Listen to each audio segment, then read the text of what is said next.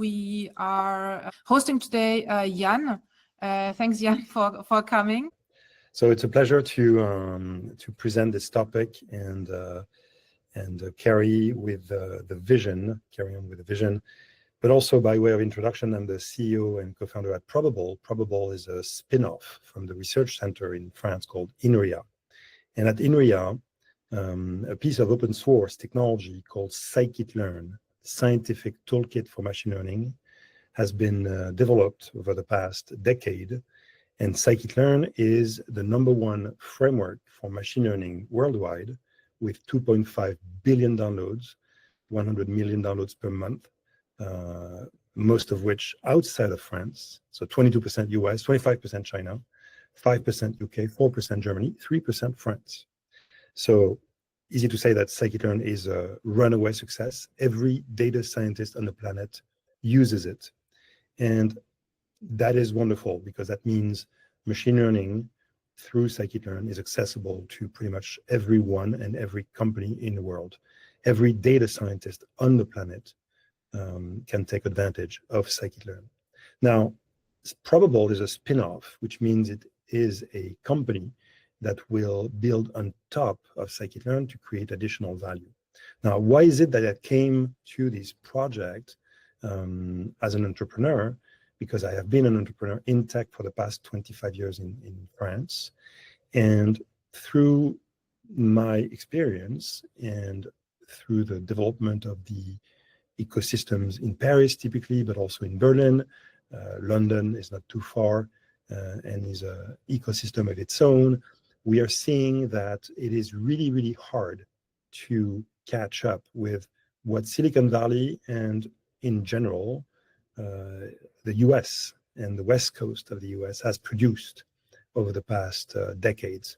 Now, big tech has become an issue in and of itself in the US, but is an issue for us in Europe because they capture most of the value, which means that in terms of sovereignty, which is a term that is being used and leveraged today to describe our lack of strategic autonomy when it comes to digital affairs, this term actually highlights the fact that we have little to no digital sovereignty. And our societies, our democratic societies, of course, we have nations within Europe, but we also have the super construct, the European Union. You can easily re-extend it by including the UK or Switzerland or both. But the point is that our democracies are reliant on technology. And the fact that we are very, if not fully dependent on US technology is not a good thing. Over the past 25 years, I've been obliged, and therefore not by choice, but in some cases I've been obliged to exit. And most of the successful exits have been with US companies. In other words, US companies buying a startup, promising startup in France, which means that all of the IP moves to the US. Now, again, not a problem. It's the typical life cycle for a startup. However, most of the value, again, concentrates in the US. And if you look at big tech, usual suspects, Microsoft and AWS for the cloud, GCP, Google, and many others, actually. These companies are great. That is not the issue. The problem is that we have not created the conditions in Europe for us to create and capture at least some reasonable amount of the value chain and the value, which means that every company that depends on technology, and that is quite universal nowadays. Every company depends on technology, starting with email, but very quickly it adds up to typically Microsoft Office, Teams. Same thing exists with Workspace, with Google. If you look at the smartphone, it's either iOS or Android in most cases, or at least in terms of market share, we're talking 90% plus, right? So if 90% of the spent budget across Europe goes to the US, and if on top of it, there are geopolitical risks, such as what is happening with the Trump administration, again, in some cases it is legitimate, but in other cases it is questionable. But the point is, we are lacking autonomy with regards to our national and supranational destiny. And I'm talking about Europe. So the question is, how do we rebalance the equation? So you can have a model like China that clearly defines a firewall, that defines the limits and the boundaries of what is able or what is allowed to go through one way or another. So typically, external companies have a hard time getting access to the Chinese market because there are restrictions. And in terms of information, it's hard also for information to leave. So China has a very restrictive model. You could argue that Russia has basically recently engaged in the splinternet by removing itself from the global internet as we know it. Now, Europe is not that. Europe is a construct that is based on a conglomerate of nations. It is not quite a federation, but it is very close to it. So I call it the super construct. And as Europeans, we have created the conditions for an open market.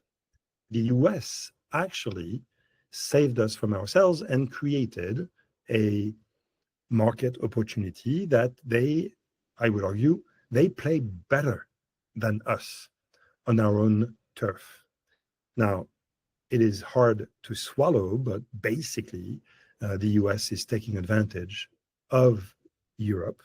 And I'm talking about technology, and only about technology in this particular case, because they capture most of the value. And when it comes to cloud, when it comes to SaaS, software as a service, most of the value, B2B and B2C, is captured by these gigantic companies. They call it Magnificent Seven, that includes Tesla, but let's call it big tech. And big tech is worth, give or take, a couple $1 trillion, depending on Trump's mood. But basically, big tech is worth $15 trillion and has been responsible for the acceleration of the disparity in terms of GDP growth between the US and Europe. So the delta between our GDP growth is directly attributed to big tech. Meanwhile, in Europe, we're just customers. We are renting our future when it comes to technology. And that position is not acceptable. At the very least, we need to be a sparring partner of the US, therefore on par. If Europe is a market with 500 million inhabitants and the US only, short of 400 million, we should be at the very least equal partners and equal market share when it comes to technology. Nothing wrong in using Microsoft or any other big tech, but we should have an equal company in Europe that also exports to the US to the extent that US dependency is also on par. Now, how do we break this cycle? It turns out that over the past decades, we have borrowed from the Silicon Valley playbook. So in other words, venture capital fulfills this goal of providing financing to the supply side. In other words, startups. Startups take advantage of capital coming from local, regional VCs, also coming from US VCs. But the problem is we keep creating companies that are small, medium, sometimes large, but most of the exits, again, consolidate in the US. So that cycle of creating companies that we hope will generate a champion right now is not playing in our favor, because these big tech are so big that they can acquire pretty much every company they desire, regardless of the cost. 10 billion, 30 billion, no problem, right? In Europe, we don't have any company that can absorb such companies. And we don't have a stock, public marketplace in terms of stock exchange that has the same vitality. So it is quite unbalanced. I've come to the conclusion that we need a wake-up call. So the geopolitics at the moment are this wake-up call. It is creating a sort of awareness about our weaknesses. It is creating an awareness about our inability to quickly catch up. So we may resort to some sort of protectionism to some degree. In fact, we should probably look at that. And the term protectionism was largely taboo in Brussels, but I think it's making its way. Now, we do not have to be protectionist to the point of preventing any non-European company to do business in Europe, right? But protectionism can be smart. I call it liberal protectionism. In the US, they did that with the Small Business Act. They do it on sensitive contracts. Any contract with the government typically has to be provided by a local provider. Now, in Europe, Microsoft has, managed to secure critical contracts with many governments, and that creates a problem, an actual sovereignty problem. I've come to the conclusion that it may require us decades before we reach a point of big tech, consolidation, and critical mass. I've been studying what I call openness. Openness is a grab bag of notions of open. And I will start with open science. And then, of course, gradually add different levers and pillars of the openness as policy idea. So open science is typically something that everyone understands and every nation supports academic research. Now, actually interesting to see that the US is starting to clamp down on academic research because they feel that they are giving away too much IP and knowledge to China, perhaps. But at least, open science is well understood because it benefits society. We're talking about long-term benefits, breakthrough discoveries, and then civil societies and entrepreneurs will pick it up and create value. Open science is something easy to understand, but actually, open source is not very different in a way that we're talking about knowledge. In a way, it's very intangible. But in the category of openness, there's open science, open data, open source, open weights when it comes to AI and generative AI, also open standards and open hardware. So all these things together carry the notion of open. But what is fascinating when we study, digital ecosystems, but also big tech. Big tech typically uses open source and open standards or APIs to compete with other big techs. Many examples exist, such as Kubernetes, for instance, which was developed by Google, which sort of creates a commodity layer on top of infrastructure as a service, which means that now consuming the cloud through Kubernetes makes AWS, Azure, and GCP quite similar. And that is the way for GCP to catch up because they're lagging behind AWS and Azure. Similarly, AWS at some point embraced Linux and virtualization. That was 20 years ago. Now, Microsoft Azure was trying to compete with AWS. And it turns out that Windows NT was not so relevant to compete, or should I say, underperforming. But anyways, so at some point, even though Steve Ballmer from Microsoft said that Linux is cancer, at some point, Azure adopted Linux. And now 95% plus of Azure is running Linux to catch up with AWS. So see how big tech is competing with itself, leveraging open source or openness. Two more examples in recent space in Gen AI, Meta, who actually plays the open card quite tactically, but also honestly in some cases.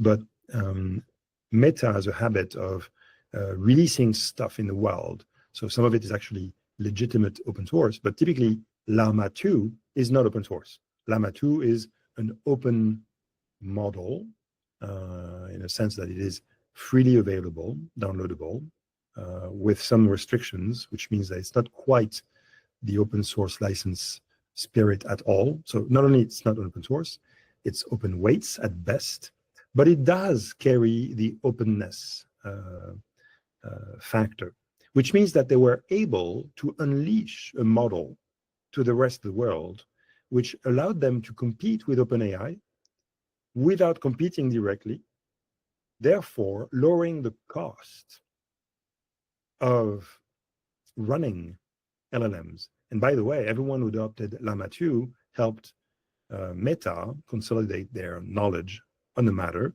which means that they do not need to ever depend on OpenAI. Then we had Mistral, which borrowed the very same playbook, using openness and open models to distribute. And then China, that used DeepSeek, perhaps, to weaponize open models to undermine the dominance of OpenAI and US advances.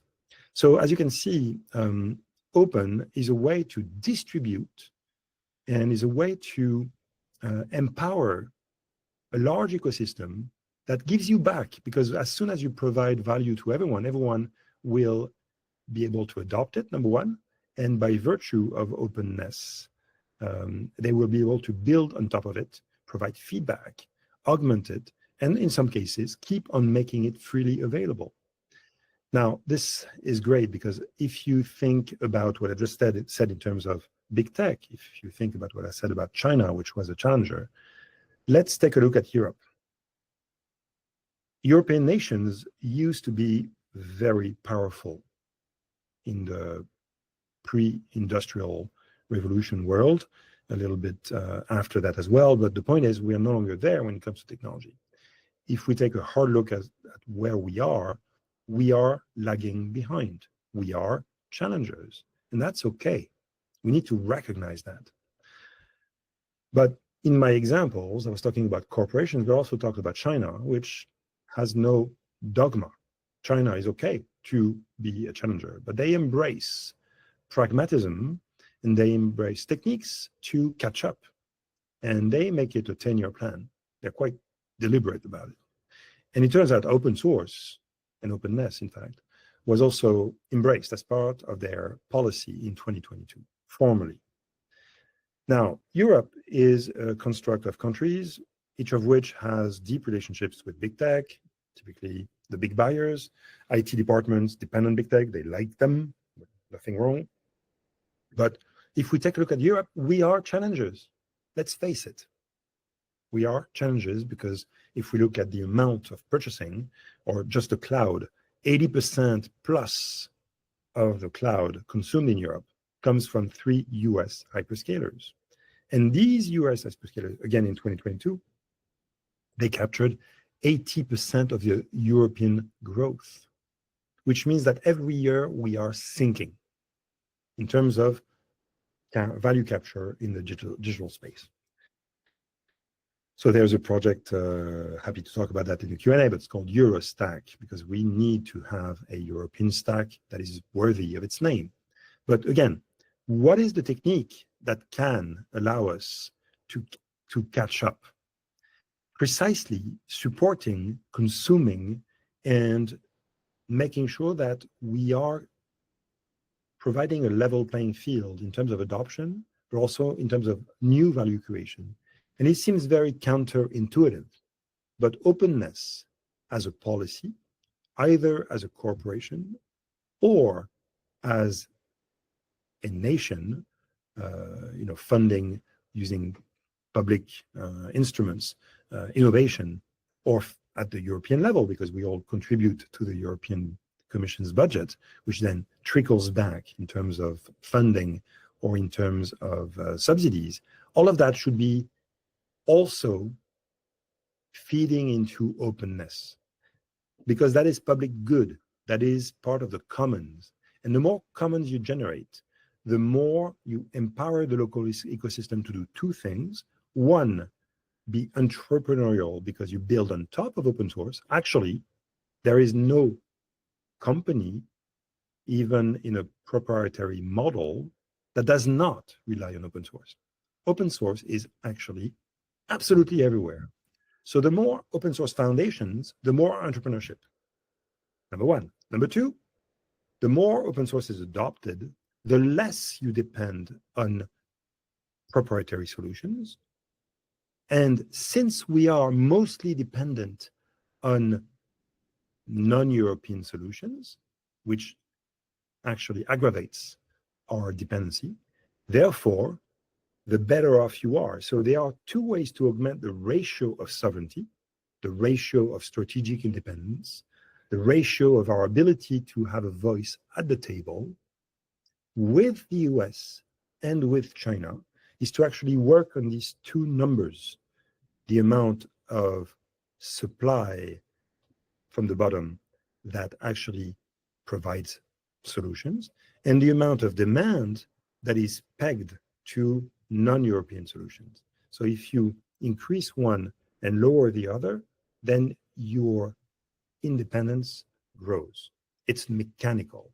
And openness is an accelerator of everything else we do, which we need to keep doing, which is to fund the supply side.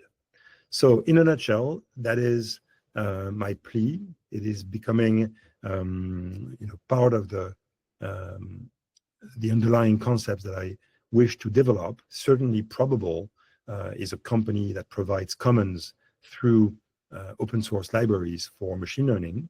That is what we've done, and that's what we've inherited. So we will keep on doing that. But I think collectively, as Europeans, we need to pay close attention to this openness as policy, which is something that policymakers should adopt, but also openness as strategy. Openness as strategy is typically this acute awareness that you can leverage something which sounds counterintuitive, which is to actually liberate something that will fluidify the market on things that are non-core to your business. Right? So there is a strategic aspect, and clearly big tech, they master it, right? They do open source not to please us. They do it because it makes sense. It has economic and financial benefits attached to it. So we need to be a little less naive and a little more tactical. So openness as strategy or openness as policy is certainly something that I wish to see more of. So happy to jump into the Q&A and take your questions. Thank you, Yann. Thank you very much. Very interesting. I would have a first question, and then I hope that, or I will open, of course, up the questions also to the others. Where do you, let's say, to make it very easy on a scale from 1 to 10, where do you see the European ecosystem or the comprehension of those issues today? How much evangelization on those topics still need to happen, or how far are we already? So it is a composite answer, which is based on my intuition and knowledge as of today. It's not zero. It's not zero because open source is in fact quite developed, and Europeans, by the way, generate more GitHub commits than the US. So number one, in terms of providing open source code, we're pretty good. Now, most of the code we produce in Europe gets monetized in the US. Okay, so that's the flip side. But in terms of open source, we're pretty good. Now, there's a lot of complaints about Europe, regulating, and the US litigating. So, each of us has a poison. But in Europe, as we regulate, we also provide frameworks for compliance.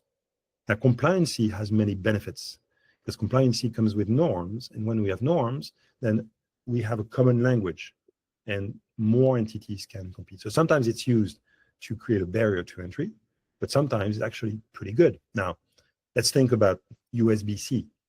When Europe says we need USB-C, that's for consumer benefits, right? So that Apple has a hard time swallowing the pill, but it wasn't so hard in the end. And USB-C is a good thing. USB-C is a standard, right? Quite simply. So Europe is actually pretty good in open science. I would say probably way up there, if not 10, a good 8. Mm-hmm. Open source, we're definitely 5, 6, but we do not systematically finance it. So Europe is a hit or miss. The European Commission has had open source as part of their studies. They talk about open source benefits. They say for every billion invested in open source, we get 90 billion in return. Now, the problem is we don't know where it comes from. So you put a billion here, and you don't know where you're going to get the benefits of these billions. Now, if it benefits the US, then it's a potential loss. But if it is evenly distributed, 1 billion coming back to Europe with 20% GDP, that's 20 billion. Then, of course, we should invest in open source all the time because it's a 200% return, right? And so, yeah, so go in conclusion, I would say that it's a hit or miss. We are probably, on average, if I were to give a composite grade, below 5. And I think we could do wonders by being quite radical and moving the cursors to 7 or 8. If we were to do that, I think we would accelerate dramatically. And if you could decide on everything, like wish list with a magic wand, what would be the 2 or 3 things that you would like put in place next week if you could change things radically in Europe? I would do 2 things. Simple. Public money should finance commons, period. So any public funding, subsidies, should finance things that become commons. So open infrastructure, open hardware, open access to computing for research labs, right? And they should stop financing companies like startups. That's the private sector's business. So any money spent should generate commons. Reversely, or not reversely, but in complementarity, because if you create commons and then China and the US, they come and pick it up and create, competitors, that doesn't work. So you create commons, number 1, with public money. Number 2, you connect supply and demand. And to do that, you need to do some sort of protectionism. The one thing that worked really well in the US was the Small Business Act. So we can do something a little more radical. Maybe it's time to do, quotas and buy European. Yeah. So I would do these 2 things. Openness in terms of providing financing for things that are transversal, horizontal, and connect supply and demand. That is pretty much what we're supporting with Eurostack. The Eurostack is basically, fund European with openness as part of the vector. And then, of course, you have buy European to some degree and sell European also outside of France and Europe, right? We need to export outside of Europe. So I would do these 2 things. It's very simple. Yeah, it's very simple, but if you say that we are let's say decades away from, it's a question of time also, and the question of how much time do you have, and are we not in some kind of COVID situation where we should have something, really like the house is burning, as someone very wise said, and it should go quicker than it goes, because we know that if there is no direct pressure really impacting people's lives, things are just not changing quick enough. The only way, if the house is burning, the only way we get a radical shift is by forbidding dependencies where most of the money is going. That means the cloud.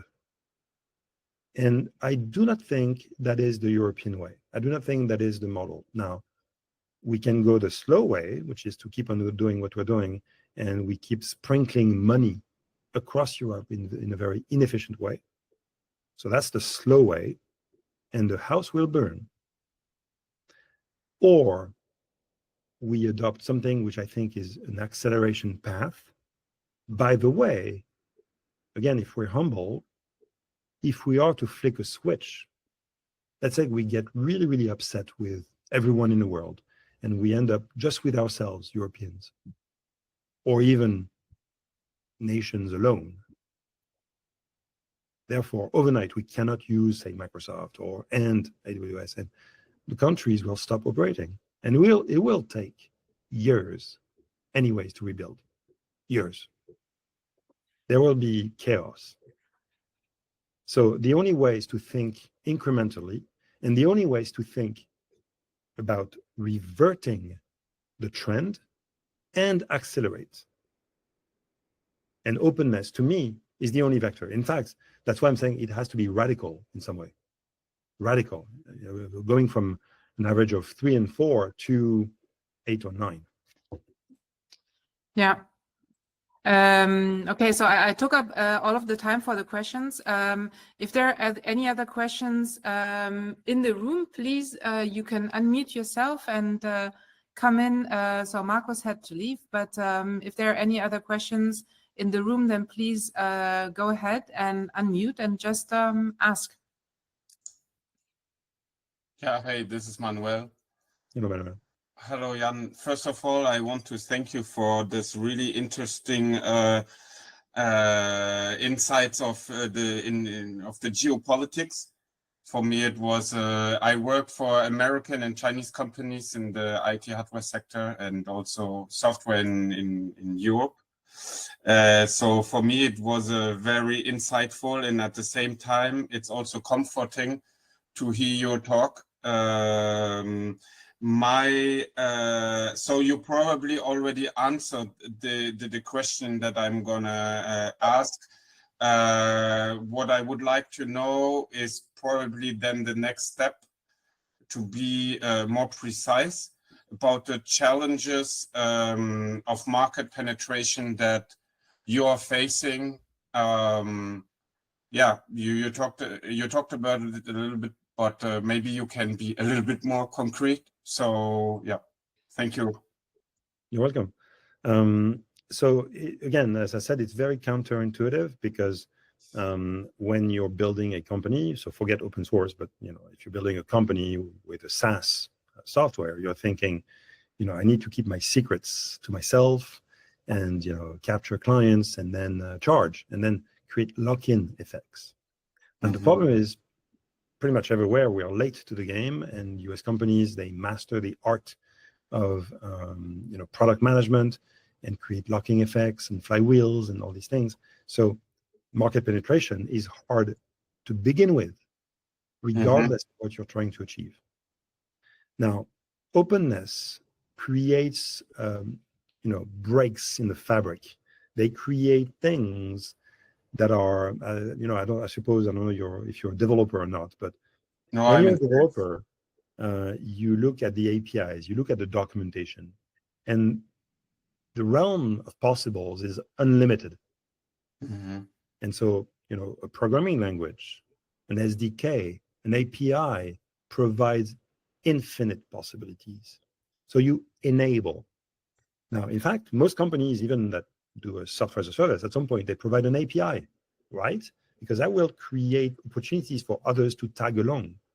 So they open their inner workings through an API. So it's very controlled, very tactical. So again, there's a vector of distribution when you provide open.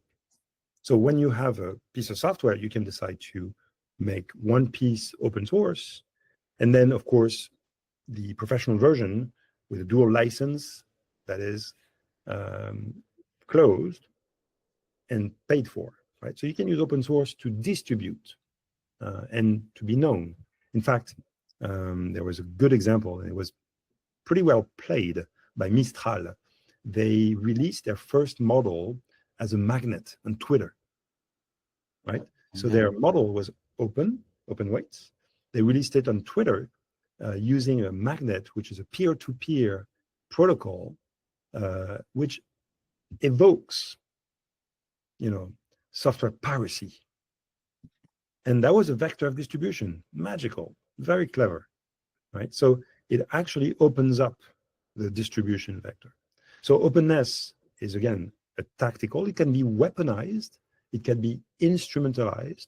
You can choose to do it at the source level, at the weights level, at the protocol level. You can do a scientific paper based on what you've done, but because you're so advanced in implementation that it doesn't matter, you can actually put a patent on your innovation. Actually, patents are exactly the same sort of openness that I'm talking about. If you keep your innovation, your breakthrough in science to yourself, well, it's in your head. But if you publish a patent, everyone gets to see it, but in return, you get protection for 20 years. Mm-hmm. Right? Openness is exactly that, is to compose basically two notions. One, which is you will build something where people are willing to pay for. Meanwhile, you are transparent and open about something else. And I feel that in the current world, again, not a criticism of big tech, because they're good companies. I like them. I have Stockholm syndrome. So I happily, prefer Apple. That's my gimmick. But anyways, meanwhile, you can certainly play along. But right now, these companies are capturing too much value, and the world is not a better place when it's in balance. In fact, I would say that regulation is always late to the game. So openness is a way to rebalance things. It's a way to penetrate the market in a clever way.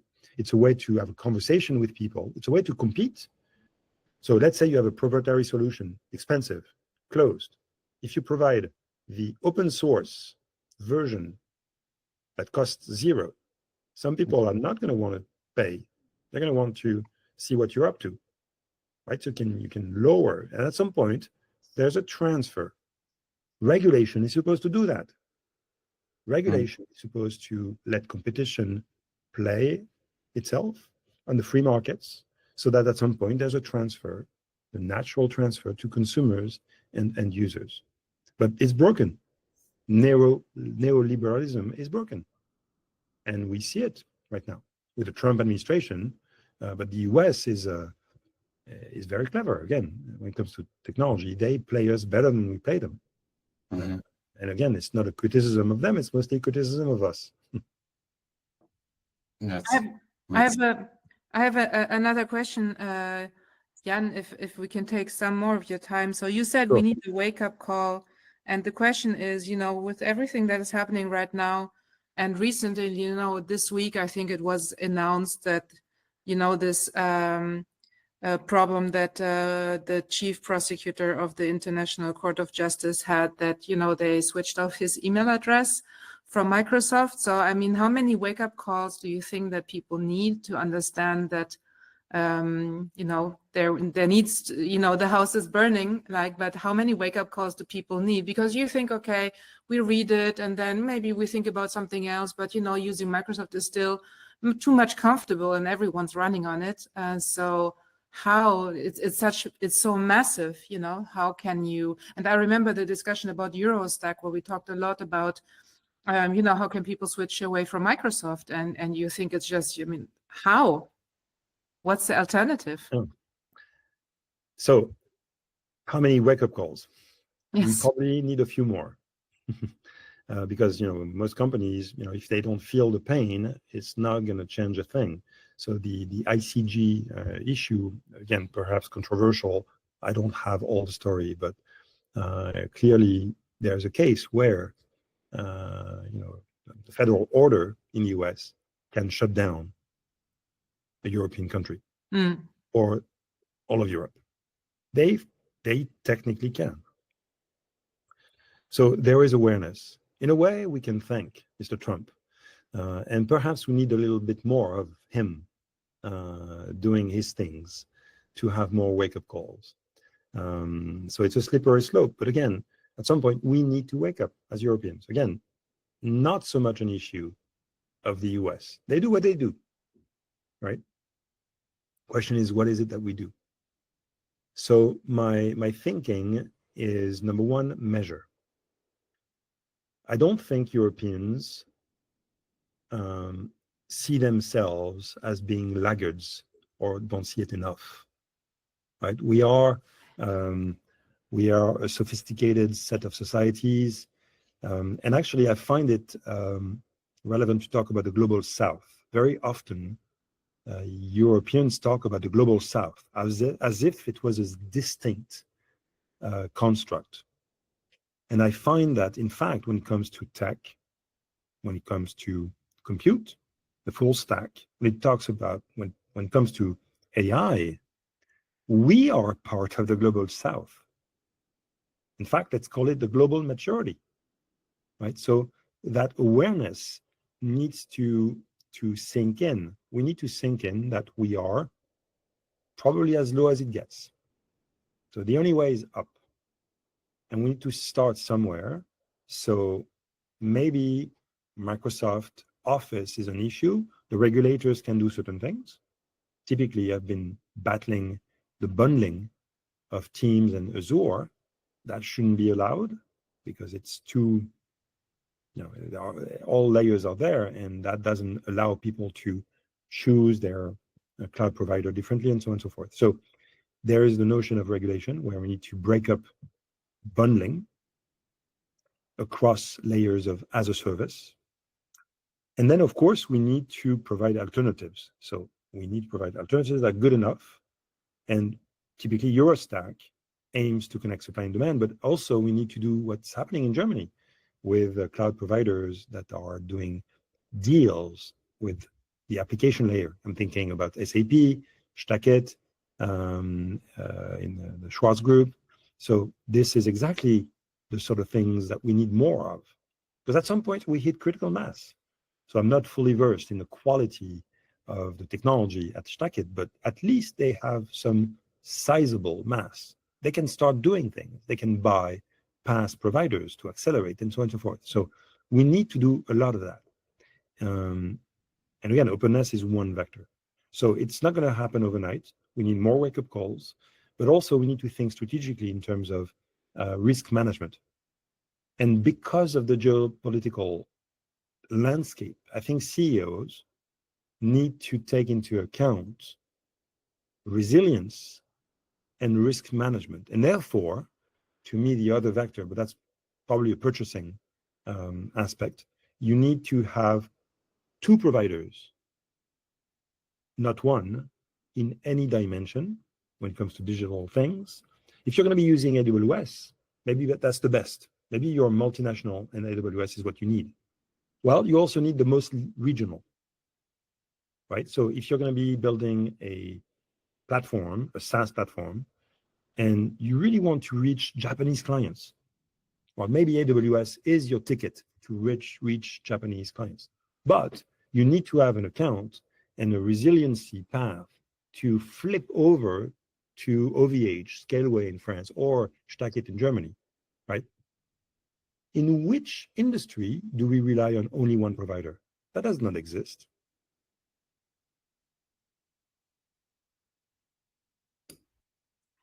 There's still a lot of, I think there's still a far way to go for all of this. And it's interesting because it kind of connects also with what we try to do and promote at the ECA, which is basically also the openness to work together between different countries and to share information and to be open to collaborate and to know each other. And then I think some of the providers, and this is what we do, we are working together also with the providers that you were just talking about. And some of them have a particular possibility because as they are a more independent company than others who do not rely so much on, especially the US market. If you see at SAP, for example, I think 35 or 40% of all of their business is in the US. And so the dependency is really very high. And, waving the European flag is much more difficult for those kind of companies than others. But I mean, you know, we also have to be a little bit bold, because the Americans, they do it too, and for them, the Europe is a very big market too. But I think it's a question of openness as a mindset, and this is. You know, Jean-Christophe is here in the call, who is one of our co-founders of the ECA, and he knows that this is one of the things that we wanted to have from the very beginning, was this openness to work together on a European level. So it really resonates. It's a lot also about protecting competition. And if you just have one or two providers, you don't have a true competition of, you know, good technology. It also kills innovations. It also kills, you know, alternative solutions that may develop on the market. But they're so strong in securing corporate and B2B customers. I mean, it's amazing. The sales force behind that, you almost can't get in there, even if it is to build up an alternative. I like the idea, you know, multinational cloud solutions with ultra localized cloud solutions.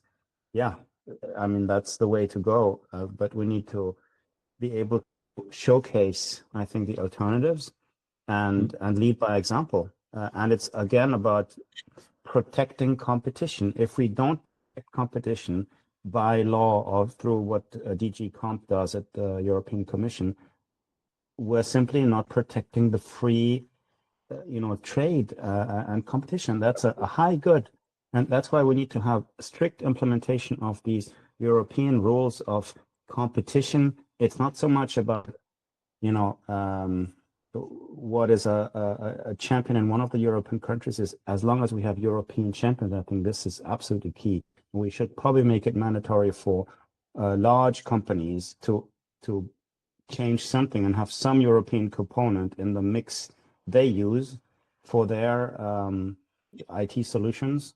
But I think this applies not just to that, it applies to defense solutions, it applies to energy mix, it applies to probably all kinds of how do we source the goods that we consume as consumers in Europe. And it's about de-risking, actually, I think. Absolutely. So actually, it's interesting the point that you mentioned, because in Eurostack, we talk about the sovereignty dividend when there's a fund, right? So you can think of a fund or traditional VC fund. So VC fund, they're interested in financial return. So a VC company will want to invest in a startup, and they don't care if the startup is being bought by Microsoft again. They don't care. They get their return. Now, we are able to do protectionism on defense tech. Why? Because defense is actually linked to sovereignty, because the term sovereignty is usually linked to the national boundaries and the defensibility of the territory. Now, I find that defense, sovereignty, and open source, they all provide sovereignty, additional sovereignty. So whether you create a company that is locally anchored, that generates public good, or generates dual technology, such as defense, like defense tech, right? If you're building drones that can be used to defend the territory, or do, you know, tactical surveillance for an industry, it's dual use. Open source is dual use. It's public good and potentially for building up a company. Environmental is also dual use. You make the environment better. So it's all about these externalities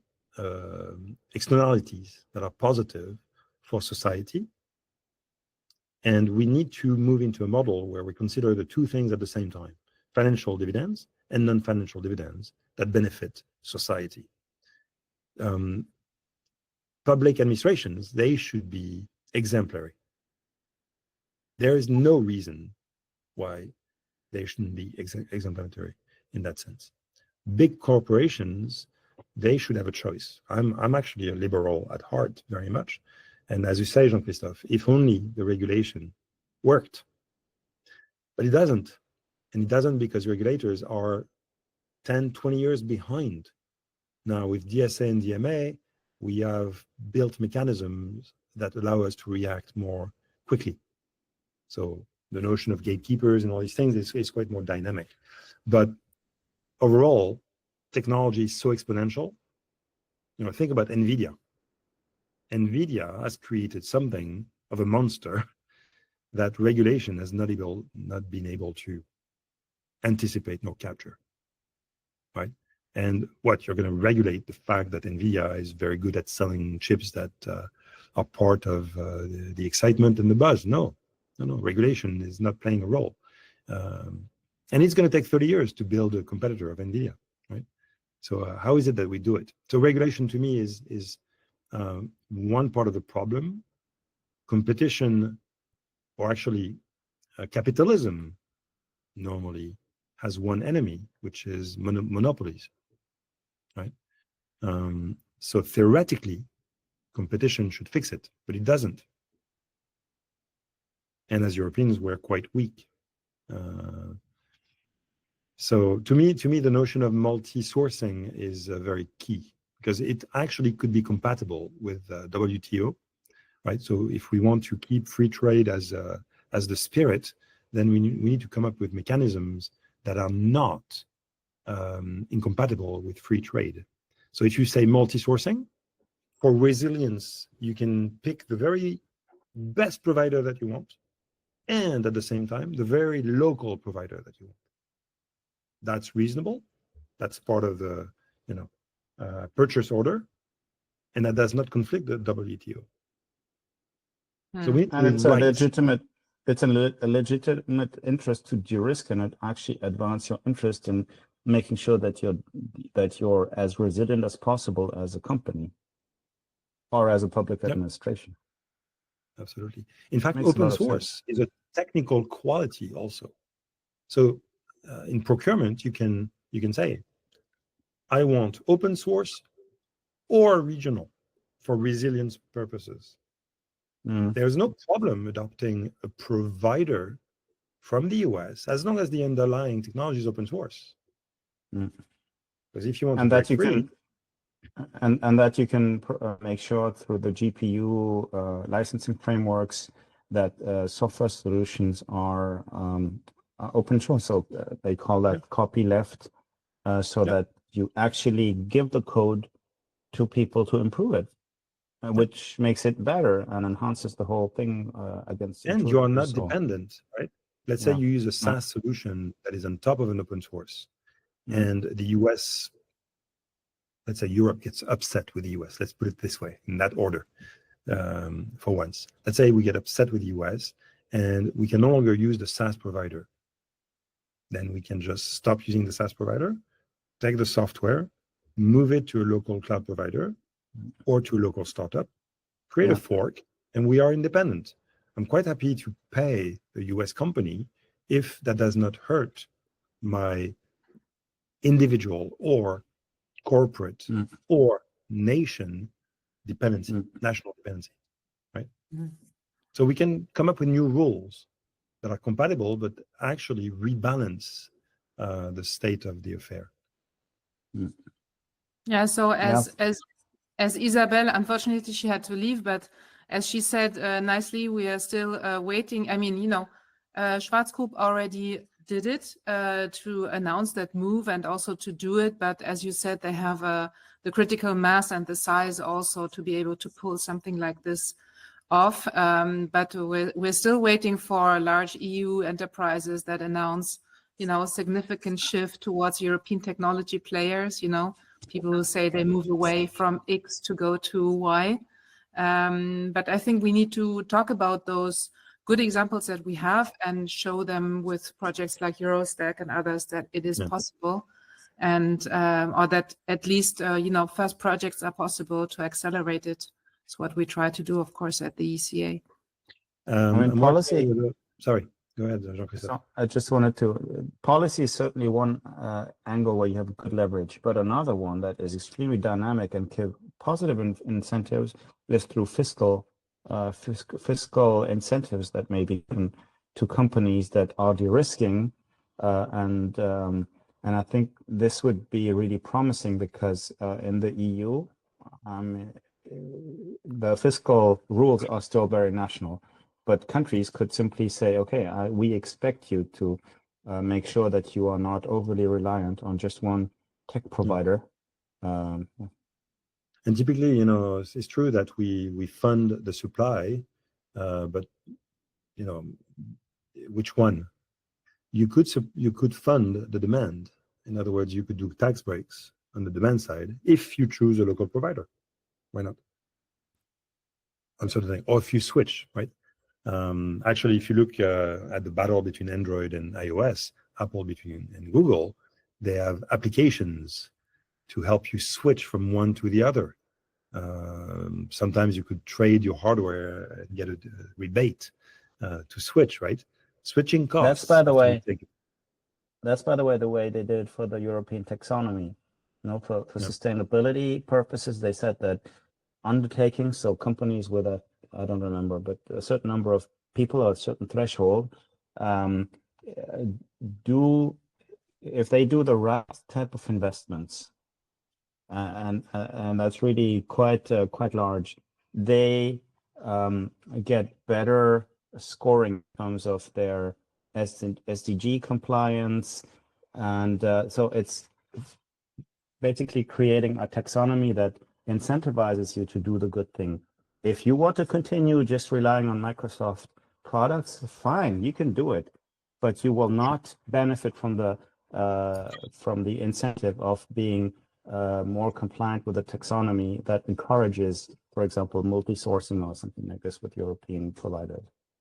Yeah, and we talked about measuring. So there's a notion of measuring at the macro level, but I'm also working with a consulting firm to build a corporate instrument, internal, to measure the amount of sovereignty. So it's an instrument that can be put in place to measure. So sometimes they already have instruments to measure cyber risk, right? So it's an assessment, it's an audit. Yeah.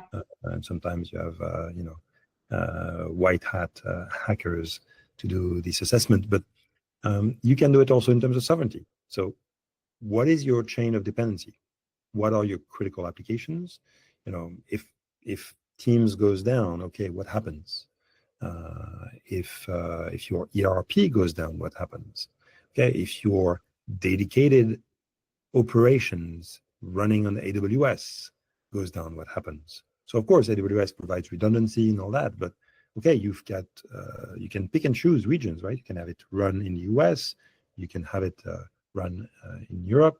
So AWS provides redundancy, but what happens if it actually goes down for geopolitical reasons, not physical data center or electricity grid reasons, right? So these things can be measured, and the only thing that is interesting is not the score. It's what you want to do with that score next year and the year after. Again, making it more resilient makes me think about, you know, food and the short circuit providers, right? Eating more Local products. Local products and bio. Basically, why should we eat exotic fruits, you know, all year long? That makes no sense in some ways. We need to find a sort of balance, right? Local providers, always good. Also, luxury access to, you know, exotic food from time to time is also good. But what is the balance? What is reasonable? So we've reached a point where technology, in a way, is distributed, is not reasonable, not acceptable for our children. Yeah. Well, many things to discuss. Yann, thank you very much for your time. We have many events coming up where we can, discuss this again at the next ECA Tech Summit next year, for example, and others where we will be happy to discuss this again. So thank you very much. And for those who are still here, Jean-Christophe and the others, thank you for tuning in. Thank you.